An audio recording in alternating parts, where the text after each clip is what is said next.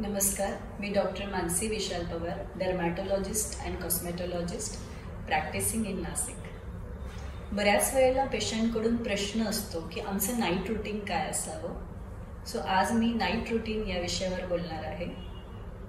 आपण आपल्या रोजच्या आयुष्यामध्ये चेहऱ्याला दैनंदिन व्यवहारामध्ये बऱ्याच गोष्टी अप्लाय केलेल्या असतात. जसं मॉइश्चरायझर्स असतात, सनस्क्रीन्स असतात, कोणी डे टू डे लाईफमध्ये मेकअपचे प्रोडक्ट्स यूज करत असतात. सो जेव्हा आपण झोपी जातो त्यावेळेला स्किनचं हिलिंग खूप चांगल्या पद्धतीने होणार असतं. मग त्यामुळे ह्या गोष्टी आपल्याला रिमूव्ह केल्या पाहिजे झोपण्यापूर्वी. आणि त्यावेळेला आपण एखाद्या माइल्ड क्लिन्झरचा वापर नक्कीच करू शकतो. माइल्ड क्लिन्झर वापरल्यानंतर आपण आपल्या त्वचेला फेसवॉश देखील वापरू शकतो.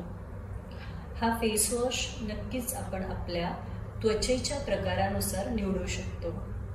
जसं की काही कंटेंट्स असतात, जसं salicylic acid, glycolic acid, lactic acid.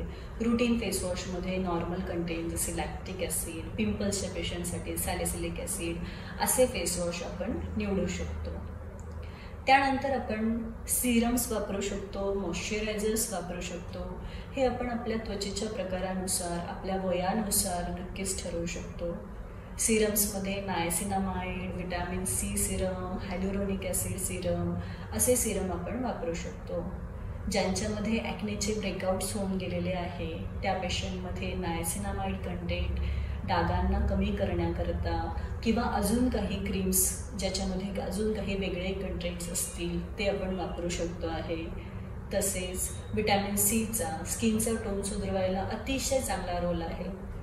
त्यामुळे आपण विटॅमिन सी सिरम देखील वापरू शकतो आहे. आणि हायलुरोनिक ॲसिड सिरम, जसं की आपल्या स्किनमध्ये एक नॅचरली कंटेंट्स असतं हायलुरोनिक ॲसिड, पण जसं जसं आपण एज होतो आहे तसं तसं ते कंटेंट कमी होतं आणि त्याच्या रिलेटेड त्याचं ॲप्लिकेशन आपण केल्याने आपण त्वचेला अधिक तजेलदार ठेवू शकतो आहे. सो अशा पद्धतीने ज्या वेळेला आपण नाईट रुटीन करू त्यावेळेला, आणि सगळ्यात महत्त्वाचं ज्या वेळेला आपण स्किनला कमीत कमी हँडलिंग करू त्यावेळेला ती अधिक खुलून दिसेल.